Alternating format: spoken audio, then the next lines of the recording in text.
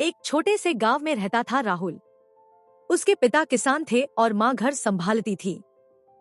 राहुल बचपन से ही पढ़ाई में तेज था, लेकिन घर की आर्थिक स्थिति इतनी खराब थी कि कॉलेज जाने का सपना भी मुश्किल लगता था। गांव के लोग कहते, बेटा खेती करो, पढ़ाई छोड़ दो, बड़े बड़े सपने देखने से क्या फायदा।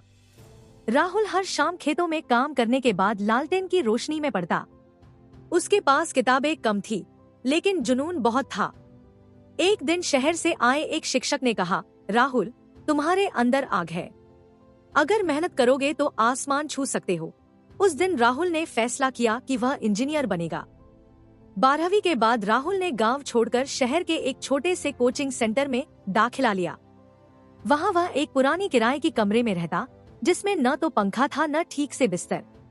दिन में कोचिंग और रात में पार्ट टाइम काम करके पैसे कमाता। कई बार भूखे सो जाता, कई बार दोस्तों के मजाक सुनकर रोता, लेकिन हर बार वो अपने पिता की वो बात याद करता, बेटा हार मान लेना आसान है, लड़ना मुश्किल है। समय बीतता गया। राहुल ने जी की तैयारी की।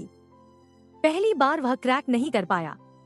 गांव वाले बोले, देखा सपने देखने वाले हमेशा टूटते हैं। राहुल निराश हुआ, लेकिन हारा नहीं। उसने दोबारा तैयारी शुरू की। इस बार उसने अपनी कमजोरियों पर काम किया, रात रात भर जागकर प्रैक्टिस की और गलतियों से सीखा। आखिरकार दूसरी बार परीक्षा में उसने 98% अंक हासिल किए। उसे आईआईटी कानपुर में सीट मिल गई। जब वह गांव लौटा तो पूरा गांव इकट्ठा हो गया। उसके पिता की आंखों में आंसू थे।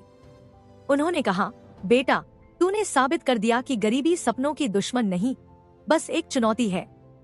आईआईटी में राहुल ने न सिर्फ पढ़ाई की, बल्कि कई स्टार्टअप आइडिया भी विकसित किए।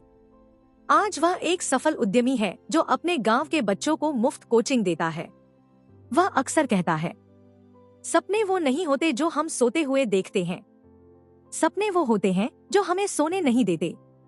जो भी मुश्किल समय से गुजर रहा हो, याद रखे, हर बड़ी कहानी की शुरुआत एक छोटे से इंसान से होती है, जिसके अंदर बड़ा विश्वास होता है।